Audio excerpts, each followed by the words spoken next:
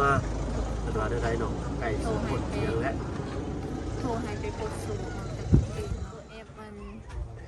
95708581 9570มาแต่ปลูกมันเนาะแม่มาฮอดเข้าสวนโลดเลยเนาะ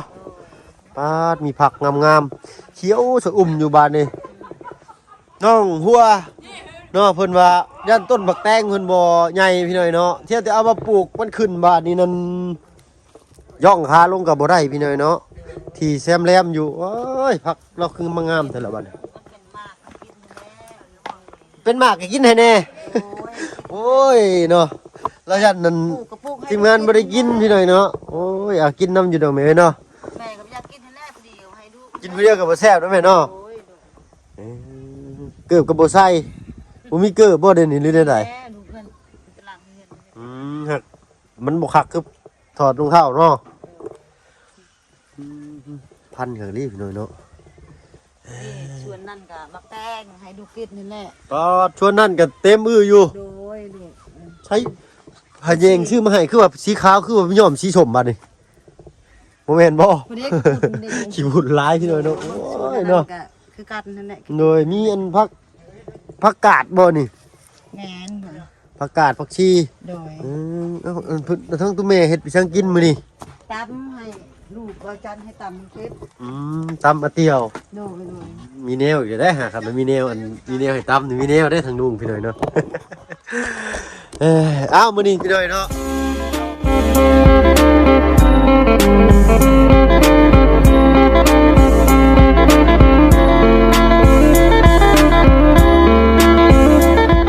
พี่น้องเด้อเนาะกับทักทายสบายดีผู้ใหญ่ใจดีและก็ FC เบิร์ดทุกท่านที่เข้ามารับมาชมช่อง YouTube บ่เพิ่งเคยลาเก่าเนาะว่าฝั่งไทยฝั่งลาวและก็ทั้งฝั่งต่างประเทศก็ยินดีต้อนรับเข้าสู่ช่อง YouTube บ่เพิ่งเคยลาอีกเช่นเคยเนาะหลังจากที่เมื่อวานนี้ทีมงานของเราพากันเดินทางขึ้นไปภูเนาะพอกลับออกมานอนเจ็บเบิดไหล่นี่พี่น้อยเนาะขับรถเอ้าน้องบุตรห้องน้ำบ่สบายดีน้องโดยเนาะใส่ทั้งน้องหัวเพิ่นใส่ชุดงามไม่ใช่อีหล่ามื้อนี้สบายดีสบายดีเจ้าน้องจันสาวคาล็อกตัวนี้เนาะโดยอันนี้สาวแบบบ้านๆพี่น้อยเนาะมันนี่ไอ้มีแนวสิเว้าสิฟังเอาตะกู้ก่อนเอาพี่น้อยเนาะโอ้ยได้ใส่เสื้องามสินงามซับเนาะทางน้องจันนี่ยังมาทางหลังอยู่เนาะคนละสไตล์ได้สาว2สไตล์เด้อพี่น้อยเนาะบ้านเดียวกันนี่เด้อเนาะเอาเมื่อวานนี้ไปลุยมาเต็มที่แล้วพี่น้อยเนาะมื้อนี้ก็ผ่อนคลายสภาพจิตแน่หน่อยนึงเนาะพอดีมีอันโดยสบายดีน้องมื้อเช้านี่เนาะนอนอยู่กับลุงเฮิมเนาะมีสายโทรเข้าโทรศัพท์มาว่านาฬิกาปลุกบ่คือปลุกแต่เช้าแท้เลยเนาะท่านใดนั้นจับโทรศัพท์ขึ้นมาฮู้ว่าเป็นหยังมีสายโทรเข้าพวกนี้เป็นเอื้อยเด้อพี่น้องคุณน้องหัวนี่นะเพิ่นสิมักเป็นอันชาวบ้านๆแน่เนาะทางน้องจันเพิ่นสิเป็นชา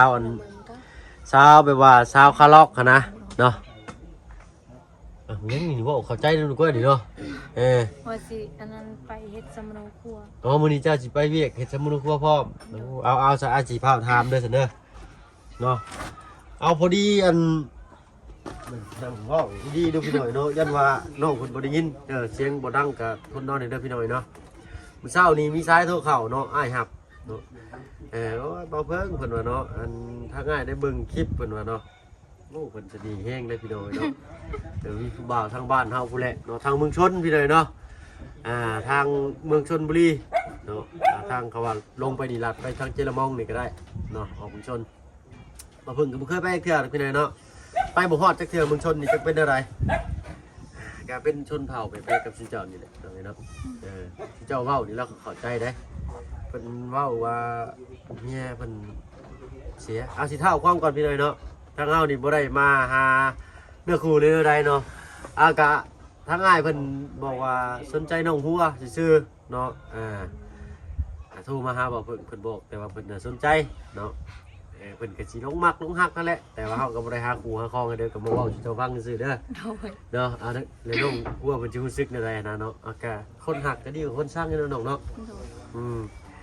แล้วเพิ่นว่าอ้ายเพิ่นนะเป็นทหารได้ มักบ่ผู้บ่าวทหารมักบ่ มา มัก อ้าวเนาะตามมารยาทพี่หน่อยเนาะเอ้ยแล้วบ้านนี้แล้วเพิ่นว่าเมียเพิ่นนั่นเชียร์ได้10ปีแล้วเนาะเพิ่นเอิ้นผมหมายเนาะนี่ล่ะผมหมายเจ้าที่ซะ ไม่ห้าม ไม่ห้างว่าพอเนาะพอเถอะพอไหวน้ำนองเพิ่นเนาะไม่ห้างก็พอไม้ว่าซั่นซะ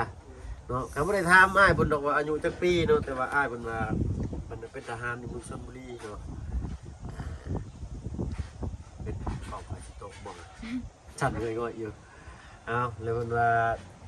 อยากล้มน้องหัวเพิ่นพี่น้อยเนาะโอ้ยอันนี้ก็เดี๋ยวทางน้องสิถามน้องเพิ่นก่อนพี่น้อยเนาะด้วยความสมัครใจเพิ่นนั่นล่ะเนาะเอาอ้ายอันเมียเสียได้10ปีเพิ่นว่าเนาะเห็นชื่อเจ้าเข้าไปทายน้องหัวแล้วโอ้ยสนใจหลายเพิ่นว่าน่าฮักเนาะเพิ่นว่าเนาะทั้งอ้ายก็เอ้าว่ะอยากลืมเด้พี่น้อยเนาะมื้อเช้านี่ก็ละเมอนอนนำแน่นะทั้งรับทั้งฟันเนาะอ้ายเพิ่นโทรมาโอ้ยเนาะเอาก็เดี๋ยวสิถามน้องเพิ่นเลยก็ให้น้องเพิ่นตอบเลยก็แล้วกันเนาะได้เนาะก็ต้องล้มกันเลยเนาะเอาเพชรเราก็แจกเลยพี่น้อยเนาะอยากมักอยากหักได้ก็ติดต่อมาเนาะเพชรน้องเพิ่นอยากหายากนิดหน่อยนึงคือว่าเปลี่ยนชื่อเป็นหรือบ่ โดย เป็นภาษาอังกฤษบัด ภา นี้ ษาอังกฤษอันมานีพิมพ์ อ๋อมานี่เนาะพิมพ์มานี่บ่เรื่องมานี่ มานีภาษาอังกฤษ มานี่ภาษาอังกฤษเนาะไม่ค่อยดีกันให้ภาษาอังกฤษนี่แล้วโลดข่อยนี่เนาะมิตรจิรีพันธุกีฟังธรรมโลดน้องเอ้ยยังเฮ็ดบ่แล้วบ่ล่ะสมัยสมุนครัวเจ้า บ่อันน้องเฮ็ดแล้วแต่ว่าสำหรับหัวเก่าน้องสิไปเปลี่ยนเอาสำหรับ ไม่ ใหม่ รวมแล้วเฮ็ดเบิดเท่าไหร่ ยกโครงหาสิไปเฮ็ด เดี๋ยวลงในโทรศัพท์ไป ลงหันก็เรียบร้อยแล้วพี่น้อยเนาะทั้งอ้ายก็บ่ได้เข้ามาแต่หึงเลยเนาะคือเก่าเนาะเป็นได้เดี๋ยวนี้เป็นวัดบ่ แล้ว สังเกตเนาะเขาว่าคนบาปน้ำสิหนาวเด้อพี่หน่อยเนาะ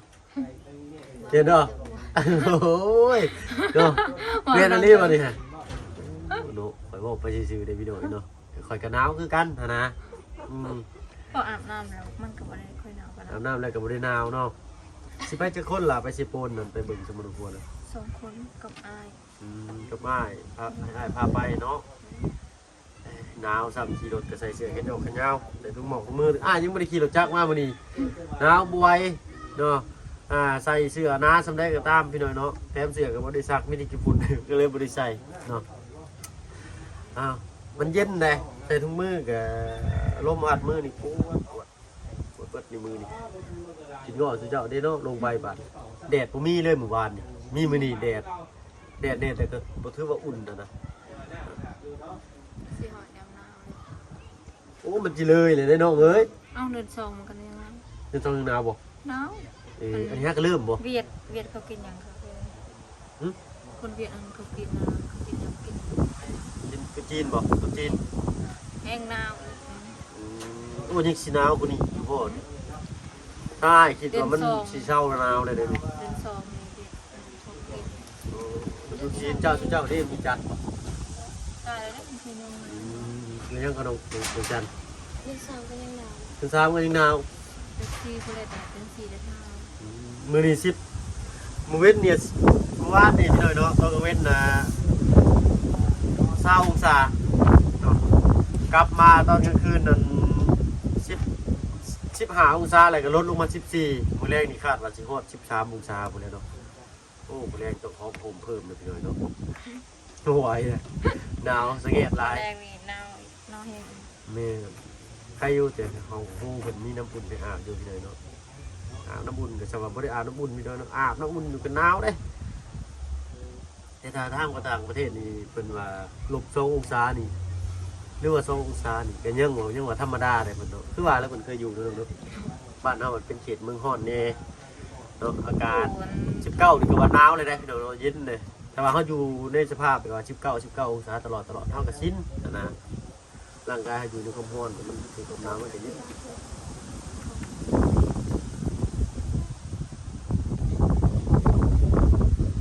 เสียแต่นี่เนาะบ่มีคนไปหาปูหาปลาบ่อยู่ห้วยมันหนาวๆสิเนาะมี บ่ได้ลง มีโบกะว่ามีบางคนไปหาปลาจำหนาวๆสิ ไปสิลง เนาะบ่มีเลยเนาะโอ้ย ลงน้ำเซแห้งเย็น โม่ได้อ้ายคิดว่าลงน้ำมันสิอุ่นเลย เฮ้ย อัน น้ำ นี้ เซแห้งเย็นกว่า เย็นบ่ นี้ปานใส่น้ำโกนปานก็เซใส่น้ำโกน เอามื้อนี้เขามากะสิไปแวะเวียนทางกันน้องบุตรน้ำแน่เนาะข่าวว่าเพิ่นคือว่ามีข่าวดีเลยพี่น้อยเนาะทางคนผู้สูงผู้ต่ำคือเก่าเนาะผู้ขาวผู้ดำผู้สูงผู้ต่ำเนี่ยไปฮู้เลยได้นี่เนาะเอาพี่น้อยเนาะก็มานั่งลิ้นโอ้ลมน้องๆเพิ่นโอ้ยแดดมาแล้วบัดนี้นั่งลิ้นโอ้ลมน้องๆเพิ่นพี่น้อยเนาะม่วนหัวเด้อพี่น้องเด้อเนาะอย่าไปซีเรียสได้เนาะเรื่องหาคู่หาครองนี่ได้ซุมื้อนี้มีผู้ใดทักเขามาเล่นมาแอนน้ำดวงแอนเนาะเป็นบ่ฮับเอสพี่เจ้าบ่แน่ดีๆแม่นเด้อเนาะ ว่าเห็นเขาเอ็ดมา เนาะเอากะคอยโอ้คอยลมมาเด้อเนาะเอาในทางที่ดีแหละเนาะเอาวันนี้ก็วันที่เท่าไรนี่ที่6 วันที่ ที่ 8 7วันที่8แหละโอ้มื้ออื่นนี่ห้วยขึ้นบ้านใหม่ใส่หญ้างามน้องกระเจืองได้นี่เนาะมื้อนี้พอดีสร้างบ้านน้องต้นกล้าก็ยังบ่ทันเข้าเนาะเพิ่นยังไปเป็นลามทางนี้มันต้องใช้ลามด้วยนะน้องเนาะเพราะว่าแต่ละเผ่าเพิ่นเว้าคือกัน เนี่ย ลามแบบไหน เป็นลามแบบไปแต่งดองสิ นี่ เศรษฐบาลเว้าคือกันเนาะบางทีแบบคนลาวเอาชนเผ่าคนชนเผ่าเอาลาวสิต้องได้ใช้ลามนี่ไปเลยเนาะถ้าว่าวัยรุ่นก็วัยรุ่นเขาเจ้าเว้ากันพอเข้าใจอยู่เสมอแต่ว่าผู้เฒ่าผู้แก่บ่เนาะญาติโกโหติการผู้แลปู่สังฆษาญาสังฆชีเพิ่นนั่นยังสิเว้าภาษาชนเผ่าภาษาเดิมถึงจะต้องใช้ลามเนาะไอ้ช่างเพิ่นไปเป็นลาม2มื้อแล้วเนาะบ่เป็นหยังเนาะทางเฮาก็ เอาดองอยู่บ้านเก่งคายบ่มี โมเมนต์ทางอื่นแต่ว่าเพิ่นเอาให้เพิ่นนั่นเป็นลามให้ บ้านไหน จังว่า มีแต่เพิ่นบอกแต่เมื่อวานนี้แต่วันนี้บอกนี่ให้สร้างใหม่ครับไปไว้เพิ่นแล้วแหละเนาะเดี๋ยวสิโทรถามน้องต้นกล้าเพิ่นเอาใหม่เขาไปฮอดพอเนาะเพราะว่าวันนี้หนาวพี่น้อยเนาะขี่รถจักรบ่ไหวลิยอมเลยมีแต่ลุงเฮิมแล้วเพิ่นขี่รถจักรมาพอดีก็ได้แล้วก็สิได้จอดไปดูกันดีเดียวเนาะ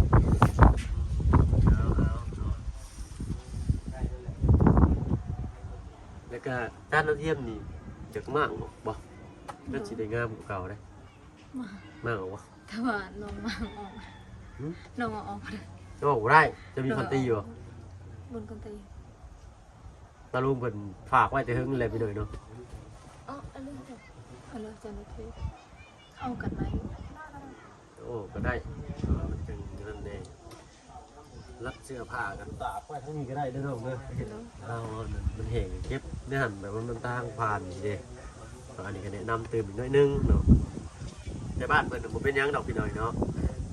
ยันว่าคนทางบ้านอื่นผู้บ่าวผู้แพ้และสัญจรก็บอกว่าไอ้ผู้สาวก็ตากผ้าไว้หน้าเรือนนี่เด้อเนาะน้องเพิ่นตากก็มีแต่เสื้อผ้าภายนอกสิดอกพี่หน่อยเนาะเพิ่นบ่ได้ตากสภาพมันนี่ตะกี้เพิ่นก็อยู่นี่น้อยอะไรก็ได้ไปเบี้ยกันเลยเนาะบ้านละพันน่ะน้ำท่วมในบ้านน่ะก็ได้อ้ายเป็นคนไปอาศัยอยู่ในหมู่บ้านนั้นเนาะอายุประมาณปีได้3 ปี 4 ปี 5 ปีนี่ไปลิ้นในคนหมู่บ้านบ่เขามาต้นน้อยๆนะอ้ายเนี่ยอ้วนแล้วใหญ่มากนะจอยแล้วเขาเจ้าเป็นมักหยอกไว้บาดนี่เนาะมักหยอกไปหยอกให้นะพาขี่เรือไปป่าไปยังนี่ก็ตัวแล้วโอ้ยสิเอาไปถิ่มลงน้ำชั้น4เนาะสิไปปะไว้หั่นไว้ดีให้แน่จ้ะหักไปน้ำเขาคือเก่าได้ตะกี้เด้โอ้ยว่ะคิดว่ามาคุมือนี่โอ้ยเนาะว่ะแต่ว่าเฮาไปคุมือนี่ก็เจ้าก็ต้อนรับดีเลยจะเป็นคือแบบว่าเขาไปอาศัยเลยแบบเขาเข้าไปในหมู่บ้านนั้นปุ๊บเขาเจ้าจื้อนะเขาเจ้าสิเอื้อนได้อันบักตัวเล็กก็จะเอื้อนเนาะคนเล็กคนยังสินะบักตัวเล็กบ่สินะบักคนเล็กบ่หรอเนี่ยบักตัวเล็กบ่หรอเขาเจ้าจื้อเฮาจื้อเจ้าหลายว่าหลายปีกูได้เข้าไปก็มีเคสช่วยเหลืออยู่ในบ้านลำพันธ์นี่ก็ได้ตะกี้ทางทีมงานนั้นทางทีมงานลูกทีมงานเบาเตียงเพิ่นนี่แหละเนาะบ่ได้สอบถามเพิ่นซื่อๆเนาะเอามีแต่ให้เจ้าไปกะเตรียมไปเวียกไปงานเจ้าบุญแล้วสิเด้อน้องเด้อเนาะกินไอกินข้าวอ่ะ กินมาหลายได้ กิ เนาะ นข้าวก่อนกินแกงหน่อไม้แม่ แกงหน่อไม้บ่ นะก็ถ่ายกินพร้อมกับคนละทางลุงเป็นยังเป็นแล้วเวียกแล้วงานสิก่อนเนาะมื้อนี้ทางลุงเป็นมีข่าวดีเลยมีข่าวดีเลยใครไม่สอน ไปชมเนาะเอารุ่นเบิ่งพี่หน่อยเนาะ ตั้ง2 ไผ่2 ไผ่ ไผสิบอกจะก็รู้แล้วเนาะบอกบ่ได้ว่าอยู่รุ่นเบิ่งเด้อน้องเด้อเนาะมาแต่ละเทื่อกินข้าวตลอดไอ้ขี่รถใกล้อยู่รถผ่านก็ยังเห็นได้กินข้าวเด้อเราเนาะโดยถ้าขึ้นพบกันเป็นได้ตู่จะหน่อยดิถ่าดีกว่าเนาะเอาทีหน่อยเราบริใกล้ดอกยางกันไปสงกันเดี๋ยวบริใบบ่ดีละไปเบิ่งไปสู่ทุกวันน้ำเอ่ยจ้ะไปสู่ทุกวันทั้งทุกโขดเลยนะมีข้าวมาอยู่บ่เมื่อคืนนี้มันกระโทรมา โทรมาตลอดได้ไรหนองไก่สูงหมดเยอะแล้ว โทรให้ไปกดสูงแต่ตีนเราก็เป็นยัง เขาใส่ซวยแกงคันยุ่งน้อย เพิ่นปดให้บ่ได้บ่เลยคือต้องใส่เงิน ต้องใส่เงินโดยเขาก็บอกถามไปเนาะพี่น้องเป็นกฎระเบียบเพิ่นเขาก็บ่ฮู้หยังกันนะยังว่าไปแล้วมันผิดยังขอโทษขอไปน้ำลายไปเลยนะคือว่าโทรให้ทำนองว่าไปปลดโซ่ในค้าเพิ่นเนาะถ้าว่าเฮาบ่ไปนี้เพิ่นก็สิได้ใส่จังซั่น ใส่3 เดือนเขาถึงครบ แต่3 เดือนจะปลดถ้าว่าเฮาไปออกไปล้มนี่ มีเงินให้เขาแล้วเขาสิปลด เขาสิปลดภายในเดือนนั้นเลยโดยเนาะก็สิบ่ฮอด3 เดือนก็คือปลดนั่นน่ะพี่น้องเนาะกฎระเบียบเพิ่นเนาะต้องเขาว่ามันเว้าถึงอาการใดๆก็ขอโทษพี่น้องเนาะเอาสู้ๆน้องๆเนาะอีกบ่เฮิงดอกเนาะเพิ่นไปฮอดอันบอนศูนย์บำบัดใหญ่เลยเด้เนาะออกมานี่เพิ่นมีอาชีพสารเฮสารติบเขาได้พี่น้องบางคนทางบ้านเพราะว่าเป็นไหนนักโทษมีสาร ตอนคนอยู่สวรรค์คนก็สั้นแห้งเป็น เดี๋ยวแต่ตะกี้เพิ่นชันเป็นเนาะ เป็น ดีแหละพี่น้อยเนาะก็เรียกว่าบำบัดสร้างวิชาชีพเป็นตัวโยออกมาสารเฮสารติบเขานี่สารเป็นนี่คล้ายๆแล้ว แต่ละคนน้องไปเก่งคันเมืองไปหาเขามือวันจันทร์ เลย เขาเฮ็ดเกียกก่อสร้างเฮ็ดเถื่อน ถ้าพวกที่เอาออกมาใส่แรงงานนี่ก็สิมีอิสระน้อยหนึ่งพี่เนาะน้อยหนึ่งก็บอกอิสระดอกก็คือว่าได้ออกมาลูกภายนอกเนาะคือว่าเบิ่งคือกันพี่เนาะอยู่กรุงเทพเมื่อก่อนนั้นบ่มีบัตรสิทางบัตรเปิดแต่โดนจับคือกันเนาะแต่โดนส่งไปตมนะโดนไปตมจนเท่ากับคนสิครบ41หรือ45คนนี่แหละเราเพิ่นจะส่งกลับคนมันเต็มรถเลยมันก็สะดวกสบายอยู่พี่เนาะแต่ว่าเพิ่นได้สิทธิ์ตื่นเช้าว่าซั่นซะได้สิทธิ์ตื่นเช้าออกมาเฮ็ดเวียกข้างนอกเนาะไปตัดหญ้าบ่เนาะไปบ้านนอกบ้านนายเพิ่นพาไปเฮ็ดความแบบว่าความสะอาดหยังนะเนาะมันอยู่ที่โตเขาได้นี่คนขี้คร้านเพิ่นบ่ได้พาไปได้เนาะคนบ่ขี้คร้านเพิ่นก็ปักอยู่หั่นแหละเขาก็ได้กินตามเพิ่นให้ได้อันนี้โอ้อยากจะได้กินเด้ก็สบายแน่ถ้าว่าเฮาขยันไปเลยคืออะไรขยันอยู่ไสก็บ่ลำบากคนอยู่ไสคนขยันอยู่ไสก็ลำบากที่เนาะแต่ว่าสิสบายเด้อเนาะเอาเราก็ไล่ใจกันห่างให้น้องไปหากะเกมเตรียมตัวน้องๆเนาะเดี๋ยวมันตกค่ำลงอีกจักหน่อยนี่ห้อยสังเกตลึกแล้วเจ้าเอ้ยเนาะเมื่อวานนี้ไปอันนั้นแม่ผู้มาเลยก็พากันพื้นจากอาการลืมสลือหน่อยนึงปวดไหล่ปวดขับรถดิเนาะกระแทกไปบ้านอันบ้านปลายจังบอกน้องเป็นเจ้าหมูพี่เนาะน้องจักนะบ้านปลายเลยก็ขึ้นเมืองนอกเลยก็เลี้ยวครัวชื่อไปเลยเลี้ยวซ้ายนิดนึงก็ชื่อขึ้นเลยขึ้นเนินเลยเลี้ยวขวาแต่ก็ชื่อไปอีกนิดนึงก็ลงห้วยขึ้นไปเลี้ยวขวาเลี้ยวซ้ายจืดได้เอาคนทางขึ้นหน่อยบอกเห็นเลยเอาเนาะไปเนาะไปแล้วสนะเดี๋ยวน้องไปหาเตรียมเนื้อเตรียมตัวเนาะไปนี่มาเลยเนาะเอาเนาะ จะได้กะง่ายเพิ่นติดต่อมาหาน้องเพิ่นเองพี่น้อยเนาะ เพิ่นอยากได้เบอร์จะได้น้องสิให้อยู่บ่ ให้ ให้อยู่เนาะ อยากได้เบอร์ F อยากได้เบอร์ F เบอร์หยังก็จักแล้วเนาะแล้วแต่เจ้าสิให้แหละอ่า เบอร์ F มัน95708581 95708581โอ้ยเนาะจื้อข่อยก็ได้บาทนี่อ้าวยังก็957ยังก็ 95708581 95708581เด้อพี่น้องเด้อเนาะเอาไปอยากอยากล้มน้องเพิ่นเนาะก็ติดต่อเนาะเพิ่นเข้าไปเด้ออันทั้งพี่เด้อฝากทางอ้ายเพิ่นเนาะอยู่ทางเมืองชนเนาะไปแล้วน้องขอบมุกขอบใจหลายสำบายดีจ้ะไปเนาะมันคือเปลือกหลังไรโฮมพี่น้องเอ้ยเนาะขี้ฝุ่นก็ปิ้วไปวีมาฮะเอาอยู่ดีมีแฮงเบิดจุคนที่เขามาหับมาชมช่อง YouTube บ่เพิ่งเคยหลายคือเก่าเนาะพอกันคลิปหน้าสำหรับคลิปนี้ลาแล้วเนาะสบายดีจ้ะ